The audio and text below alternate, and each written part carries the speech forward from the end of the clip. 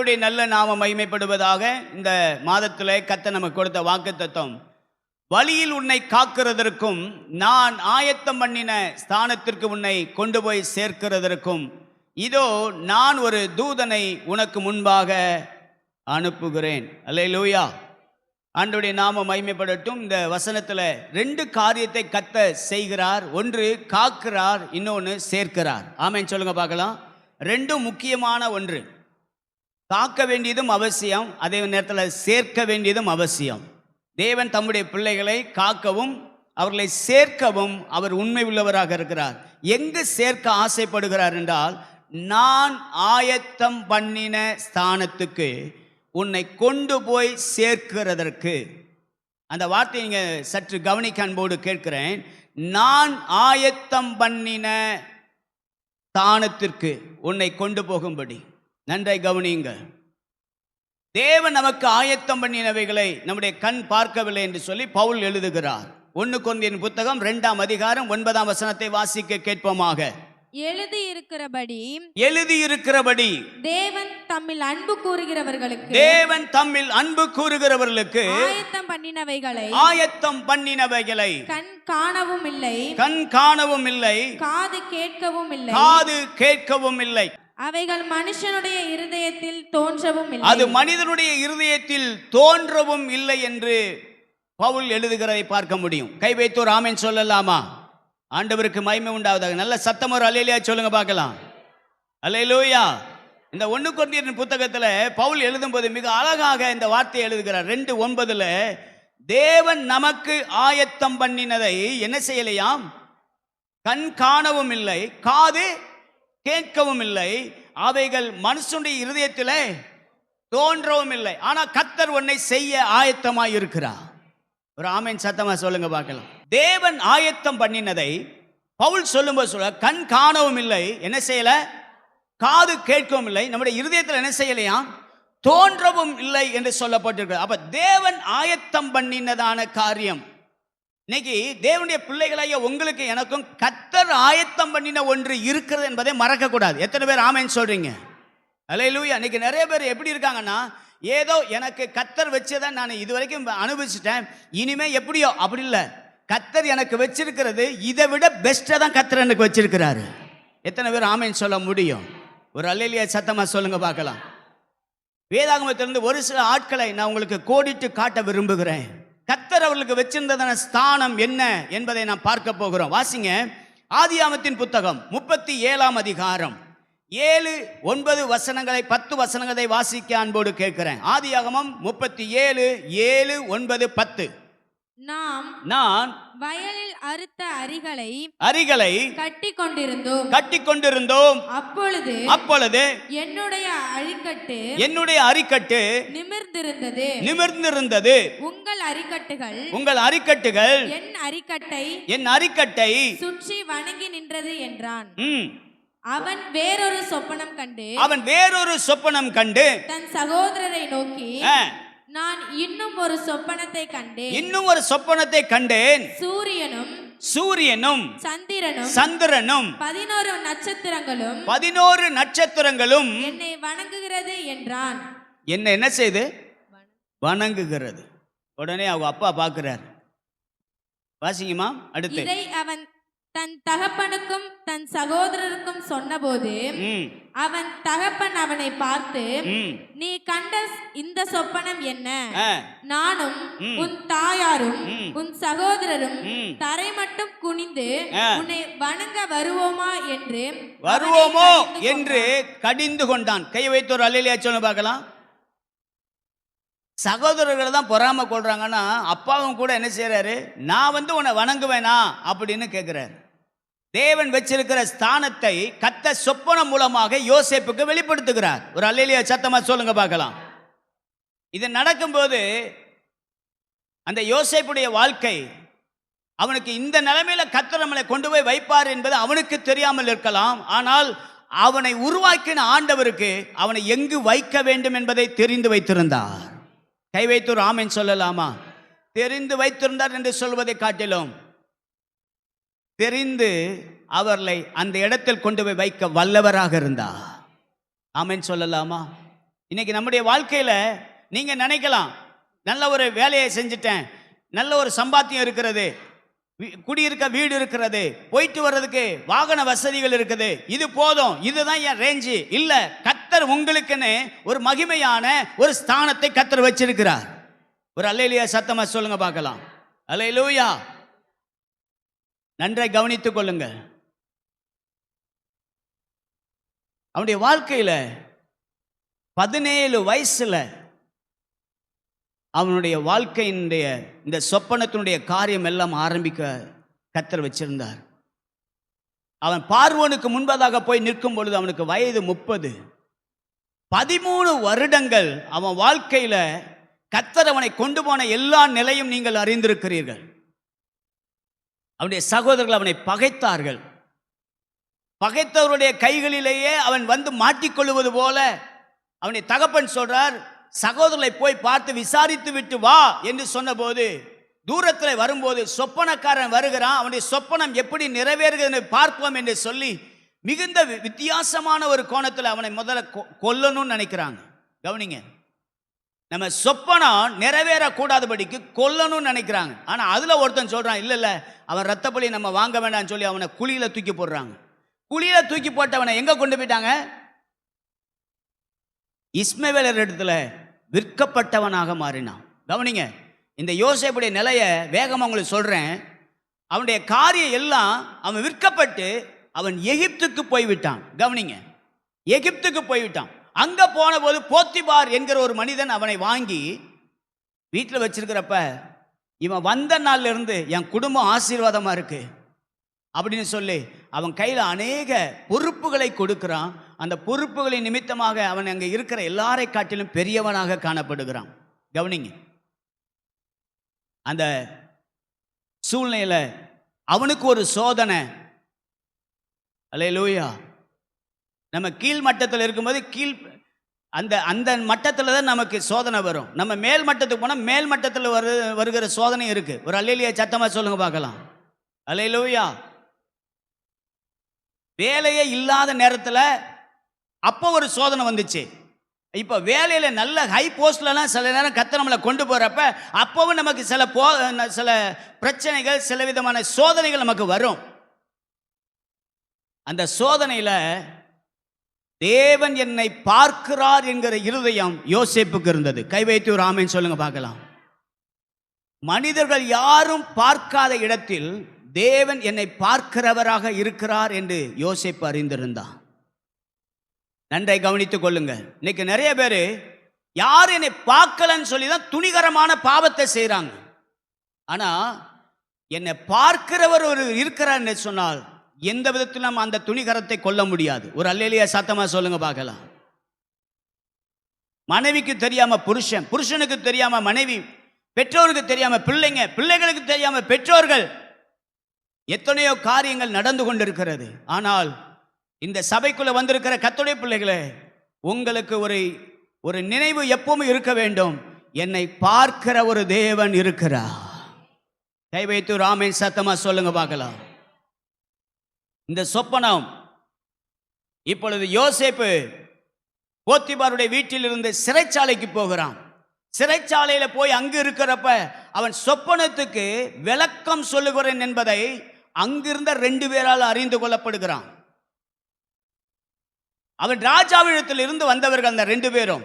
அந்த 2 பேரும் மறுபடியும் ஒருத்தன் உயர்த்தப்படுறான், ஒருத்தன் கொல்லப்படுகிறான்.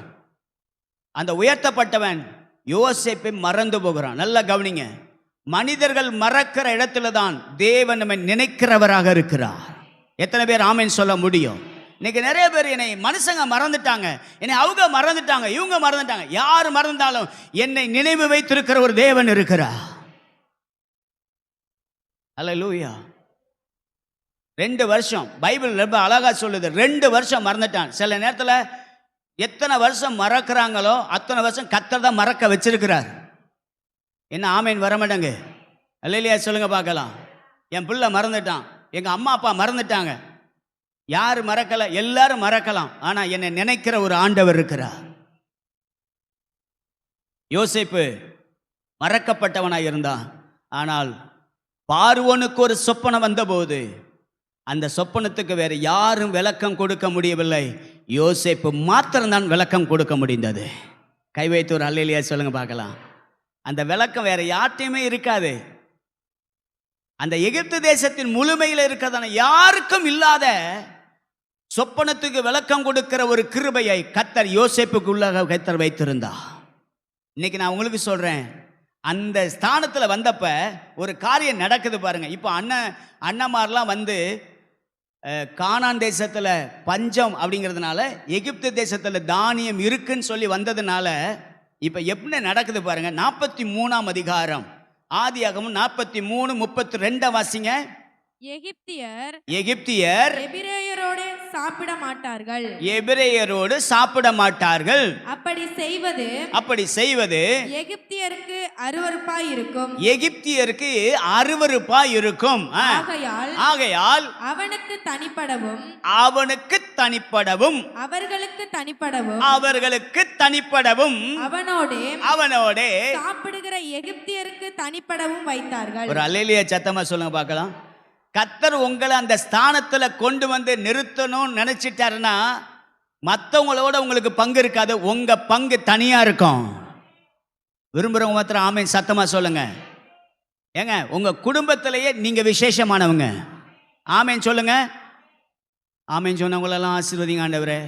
அதுக்கு மேல அது அவங்க இஷ்டம்ப்பா. ஒரு அல்லேலூயா சத்தமா. ஆமென். நன்றாய் கவனியுங்க. எனக்கு அந்த வார்த்தையை வாசிச்ச உடனே நம்ம ஸ்தானத்தை வேற யாருக்கும் கொடுக்க முடியாது, கொடுக்கப்பட மாட்டாது. அது தனியா இருக்கும். ஆமென் சொல்லுங்க பார்க்கலாம். இப்ப சொல்லுங்க, நான் ஸ்பெஷலா இருக்கிறேன் உங்க வீட்டில், இந்த சர்ச்சில். ஆமென். இனிமே நீங்க போகிறதான எல்லா இடங்களையும் கர்த்தர் உங்களை தனியா நிற்க வைப்பா. தனியான்னு சொல்லும்போது உங்க ஆசீர்வாதத்துக்கு பக்கத்துல யாருமே என்ன செய்ய முடியாது, வர முடியாது. ஏன் தெரியுமா? அது அந்த ஸ்தானத்தை கொடுத்தது கர்த்தர் ஒருத்தர் தான். எத்தனை பேர் ஆமென் சொல்றீங்க? அவர் எதை கொடுத்தாலும் நம்ம வாழ்க்கையில மற்றவங்களுக்கு மாதிரி கொடுக்க மாட்டார். எனக்கு கொடுத்ததை வேற யாருக்கும் கொடுக்க மாட்டார். மற்றவங்களுக்கு கொடுத்தது எனக்கும் கொடுக்க மாட்டார். எத்தனை பேர் ஆமென் சொல்றீங்க? இன்னைக்கு கர்த்தர் உங்களோட பேசிக்கிட்டு இருக்கிறார். யோசேப்புக்கு தேவன் வைத்திருந்ததான ஸ்தானம், அது எத்தனை பேர் அவன் குடும்ப நபர்கள் உட்கார்ந்திருந்தாலும், எத்தனை எபிரேயர்கள் அந்த எகிப்தியர்கள் வந்து உட்கார்ந்திருந்தாலும், தேவனுடைய வசனம் சொல்லுகிறது அவன் தனிப்பட நின்றான். கர்த்தர் உங்களை ஆசீர்வதிக்கிறதுல ஒரு ஸ்பெஷல் கர்த்தர் வச்சிருப்பார். 33 வாசிமா. அவனுக்கு முன்பாக மூத்தவன் முதல் இளையவன் வரைக்கும் அவனவன் வயதின்படியே அவர்களை உட்கார வைத்தார்கள். அதற்காக அவர்கள் ஒருவரை ஒருவர் பார்த்து ஆச்சரியப்பட்டார்கள். நல்ல சந்தோஷமா ஒரு அல்லேலூயா சொல்லுங்க பார்க்கலாம். எனக்கு ரொம்ப ஆச்சரியமான ஒரு வார்த்தை என்ன தெரியுமா? இவங்களுக்கு யாருக்குமே தெரியாது ஆர்டரு. ஆனா மேல உட்கார்ந்துருக்கிற யோசேப்புக்கு தெரியும் அண்ணன் ரூபன் யாரு, சிமியோன் யாருங்கிறது கரெக்டா தெரியும். ஒரு அல்லேலூயா சத்தமா சொல்லுங்க பார்க்கலாம். எனக்கு உண்மையிலேயே கர்த்தர் உங்களை அந்த ஸ்தானத்துல வைக்கிறப்ப உங்களுக்கு சகல ஞானத்தையும் கொடுத்து கர்த்தர் கிருபையாய் நடத்துவா. ஆமென் சொல்லுங்க பார்க்கலாம். யோசேப்புக்கு வைத்த ஸ்தானம் என்ன? இன்னைக்கு 46ஆம் அதிகாரம் 29ஆம் வசனத்தை அப்படியே வாசி பாருங்களமா. யோசேப்பு தன் ரதத்தை ஆயத்தப்படுத்தி அதின்மேல் ஏறி தன் தகப்பனாகிய இஸ்ரவேலை சந்திக்கப்படும் போய் அவனை கண்டு அவனுடைய கழுத்தை கட்டிக்கொண்டு வெகு நேரம் அவன் கழுத்தை விடாமல் அழுதான். அல்லேலூயா. வெகு நேரம் அழுதான். அப்பாவை விட்டு வந்து எத்தனை வருஷம் ஆச்சு? 13 வருஷம். இப்போ அவன் யாரா இருக்கான் தெரியுமா? பார்வோனுக்கு அடுத்த ஸ்தானத்தில் கர்த்தர் அவனை உயர்த்தி வச்சிருக்கிறார் எகிப்தில். ஆமென் சொல்லுங்க பார்க்கலாம். இன்னைக்கு உங்க வாழ்க்கையில கூட இந்த மாதிரி யாரோ உங்களை விட்டு பிரிச்சதான நிலைமை இல்ல, நீங்க கத்தரை விட்டு தூரமானதான் ஒரு சூழ்நிலை. ஆனா கர்த்தர் சொல்றாரு, நான் உன்னை மறக்கவே இல்லப்பா, ஆனா நீ என்ன மறக்கலாம், நான் உன்னை மறக்க மாட்டேன். கை வைத்து ஒரு அல்லேலூயா சொல்லுங்க பார்க்கலாம். அல்லேலூயா. அந்த யோசேப்புக்கு கர்த்தர் ஒரு ஸ்தானத்தை வச்சிருந்தார் பாருங்க. அந்த 45ஆம் அதிகாரம் வாசிங்க பார்க்கலாம். 45:8. ஆதலால் நீங்கள் அல்ல தேவனே என்னை இவ்விடத்துக்கு அனுப்பி என்னை பார்வோனுக்கு தகப்பனாகவும். நல்ல சத்தம் ஒரு அல்லேலூயா சொல்லுங்க பார்க்கலாம். யாருக்கு? பார்வோனுக்கு. பார்வோன் யாரு? எகிப்தின் ராஜா. எகிப்தின் ராஜாவுக்கு யாரா வச்சிருக்காராம்?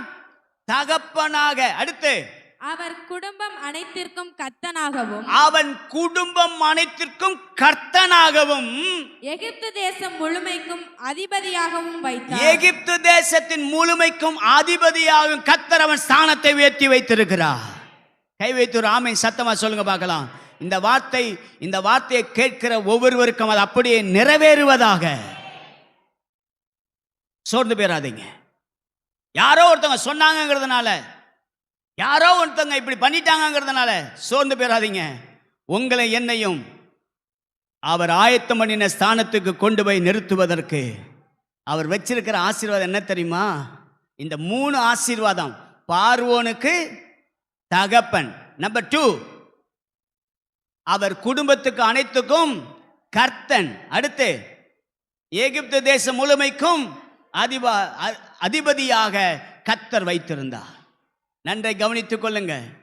உங்களுக்கு எனக்கும் இதே கொஞ்சம் நினைச்சு பாருங்க. இந்த யோசேப்பு இல்லப்பா நான் போனேன்னு எனக்கு பிரச்சனை வந்துடும், நான் போன எனக்கு ஏதாவது கேடு வந்துடும் அப்படின்னு சொல்லி அவன் அப்பாவோடு இருந்திருந்தானா இந்த மேன்மைக்குள்ள வந்திருக்க முடியாது.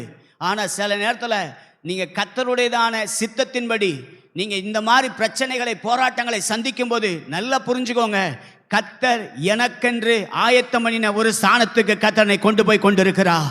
அந்த ஸ்தானம் யாராலும் எனக்கு கொடுக்கப்பட முடியாது. எத்தனை பேர் ஆமென் சொல்றீங்க? ஒரு அல்லேலூயா சத்தமா சொல்லுங்க பார்க்கலாம். கர்த்தர் உங்களுக்கென்று ஒரு ஸ்தானத்தை வச்சிருக்கிறார். உங்க குடும்பத்தில் உங்களுக்கு ஒரு ஸ்தானத்தை வச்சிருக்கிறார். இந்த சபையில கர்த்தர் உங்களுக்கு ஒரு ஸ்தானத்தை வச்சிருக்கிறார். அல்லேலூயா. சில சபைக்கு வருவார்கள் போவார்கள். அவருக்கு ஒரு விசிட்டர்ஸ் மாதிரியே இருப்பாங்க. அப்படி இருக்கக்கூடாது. நீங்க உண்மையா ஆண்டவருடைய சமூகத்துக்கு வரும்போது கர்த்தருடைய வார்த்தையை கேட்டு ரட்சிக்கப்படணும், அவருடைய பிள்ளையா மாறணும். ஆமென் சொல்லுங்க பார்க்கலாம். சபையோடு உங்களுடைய ஐக்கியத்தை அதிகப்படுத்திக் கொள்ளுங்கள். ஆண்டவர் உங்க ஸ்தானத்தில் கர்த்தர் உங்களை ஆசீர்வதிக்க விரும்புகிறார். அன்னைக்கு யாக்கோபுக்கு மகன்தான் யோசேப்பு. ஆனா இன்னைக்கு 3 டைட்டில் கர்த்தர் அவனை உயர்த்தி வச்சிருக்கிறார். ஒன்னு யாரெல்லாம் சொல்லுங்க? பார்வோனுக்கு தகப்பன். 2வது அவன் குடும்பத்துக்கு யாராம்? அவன் தான் கர்த்தன். அடுத்து எகிப்து தேசம் முழுமைக்கும் அவர் தான் அதிபதி. கை வைத்து ஒரு அல்லேலூயா சொல்லுங்க பார்க்கலாம். நன்றை கவனித்துக் கொள்ளுங்க. சிறைச்சாலை வந்துருச்சு பாஸ்டர், அதோடு முடங்கிட்டேன்னு நினைக்காதீங்க. சிறைச்சாலை எனக்கு முடிவல்ல, சிறைச்சாலை எனக்கு சிங்காசனத்துக்கு போகிற ஒரு வழியாக இருக்கிறது. எத்தனை பேர் ஆமென் சொல்றீங்க? ஹல்லேலூயா. சோர்ந்து போயிடாதீங்க. வாழ்க்கையில எந்த பிரச்சனை வந்தாலும் அது எல்லாத்தையும் தாண்டி போக கர்த்தர் உங்களுக்கு எனக்கும் பலம் தருவாராக.